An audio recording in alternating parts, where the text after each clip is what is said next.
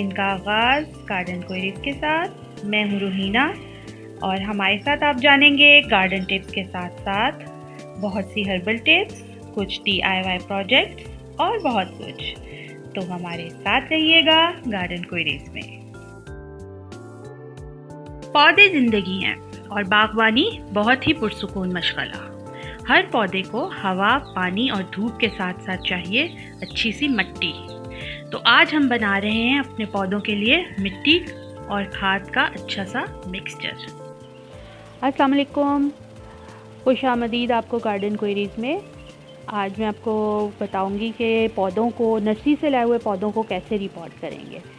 तो रिपॉट करने के लिए, पौधों को दोबारा से नए गमले में शिफ्ट करने के लिए हमें अच्छी सी मिट्टी की ज़रूरत होती है। और मिट्टी को अच्छा बनाने के लिए, जो अच्छी मिट्टी होती है उसे कहते हैं loamy soil, well drained soil, जिसमें पानी रुके ना और उसके अंदर जो है वो तमाम पौधों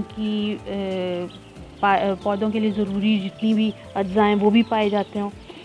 तो उसके लिए हम अब एक अच्छी सी जो है वो पॉटिंग मिक्स बनाएंगे। उसके लिए हमने ये मिट्टी ली है। मिट्टी जो है ये गार्डन सॉइल, ये तकरीबन 2 हिस्से हमने मिट्टी ली है। और इसकी जो खासियत है वो थोड़ी क्लेई है, यानी ये चिकनी मिट्टी है और चिकनी मिट्टी पौधों को पसंद नहीं है। इसको अच्छा बनाने के लिए हम इसमें रेत मिलाएंगे, खाद मिलाएंगे।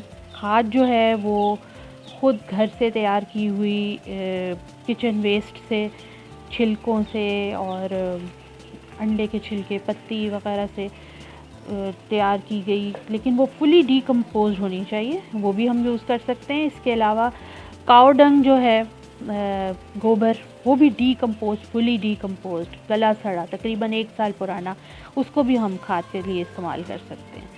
तो हम 2 हिस्से जो है वो मिट्टी लेंगे और उसमें तकरीबन 1 हिस्सा रेत का मिलाएंगे।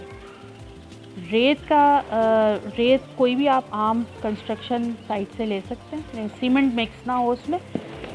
रेत, इसको वेल ड्रेन करने के लिए, क्योंकि जब हम एक क्लेई सॉइल में, एक चिकनी मिट्टी में रेत मिलाएंगे तो उससे उसके जो वाटर होल्डिंग कैपेसिटी है ना, यानी कि उसमें पानी ना ज़्यादा देर रुकेगा और जो है वो पौधे भी ठीक तरह से, जड़ें उनकी ठीक तरह से ग्रो कर सकेंगे। ये इसमें हमने 1 हिस्सा रेत का मिलाया और अब हम इसमें 1 हिस्सा जो है वो गोबर का मिला रहे हैं। ये वेल डीकम्पोज्ड गोबर है, तकरीबन 1 साल पुराना।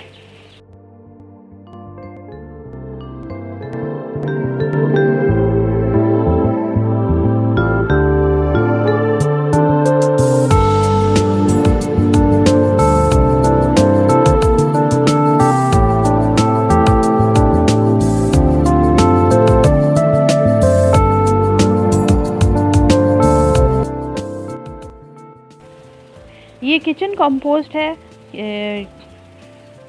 किचन वेस्ट से बनाई हुई। इसको भी आप थोड़ा सा इसको यूज़ कर सकते हैं। इसमें बादाम के छिलके, मूंगफली के छिलके और ऑरेंज के छिलके, बनाना पील्स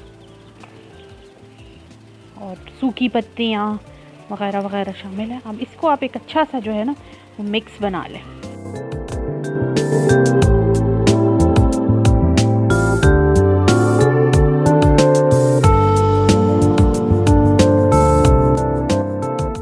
अगर हमारे दोस्तों को ये शिकायत है कि होममेड कंपोस्ट जो कि किचन वेस्ट से बनाते हैं उसमें कीड़े बहुत होते हैं, तो इसका इलाज ये है कि जब आप कंपोस्ट तैयार करें तो उसको इस तरह फैला के रख दें और उसमें मुर्गियाँ और चूज़े छोड़ दें।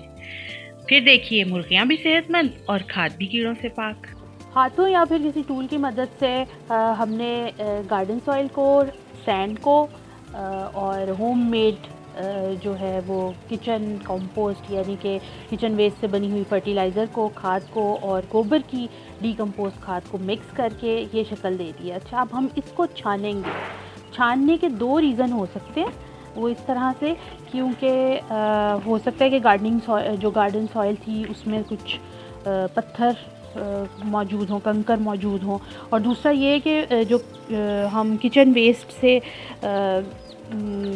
खाद बनाते हैं, जिसे होममेड कंपोस्ट कहते हैं, किचन वेस्ट कंपोस्ट कहते हैं, वो कई दफ़ा फुली डिकम्पोज नहीं होती, जैसे मूंगफली के छिलके वगैरह हैं वो उसके अंदर रह जाते हैं। उससे ये होता है कि जब हम सीड सो करेंगे इसमें या फिर किसी प्लांट में इसको डालेंगे तो रूट पेनिट्रेशन में, यानी कि जड़ों की बढ़ोतरी में वो कंकर या बड़े बड़े जो ज़रात हैं वो एक रुकावट बनते हैं। तो हम इसको इसीलिए इसको सीव कर लेंगे, इसको छान लेंगे इस तरह से, ये देखिए। और हाँ, एक बात का ध्यान रखिए कि अगर आपके पास मिट्टी बालू मिट्टी है, यानी भल या जिसे सिल्ट कहते हैं वो है, तो उसमें रेत की आमेज़िश की कोई ज़रूरत नहीं होती। बस मुनासिब मिक़दार में खाद मिलाएं, क्योंकि बालू मिट्टी जो होती है वो हर लिहाज से बेहतरीन होती है। ये ना तो चिकनी मिट्टी की तरह होती है और ना ही रेतली, बल्कि इसके ज़र्रात इतने मुनासिब और दरमियाने होते हैं कि वो पौधों की नशो नुमा के लिए हर लिहाज से मौजूद होते हैं। आप चाहे इसके अंदर कटिंग लगाएं, चाहे बीज बोएं, और बस मुनासिब मिक़दार में खाद मिला दें तो आपकी बेहतरीन मिक्सचर तैयार है। अब ये सॉइल जो हमें छानने के बाद, सीव आउट करने के बाद हासिल हुई है, ये एक्सीलेंट सॉइल है। ये सीड सोइंग के लिए, बीज को उगाने के लिए, किसी भी जो है वो पौधे के अंदर उसको रीपॉट करके उसमें डालने के लिए, हर तरह से ये जो है ना परफेक्ट सॉइल है। और इसमें अब चूँकि हमने इसको छान लिया है, इसमें कोई पार्टिकल्स भी नहीं है ज़्यादा बड़े, तो इसमें फंगल इन्फेक्शन जो बीमारियां हैं उसका भी होने का चांस जो है वो कम से कम है। अगर आपको वीडियो पसंद आई हो तो उसे लाइक करें और साथ साथ सब्सक्राइब भी करें। और अब इजाज़त दीजिए, फिर मिलेंगे नई वीडियो में। अल्लाह हाफ़िज़।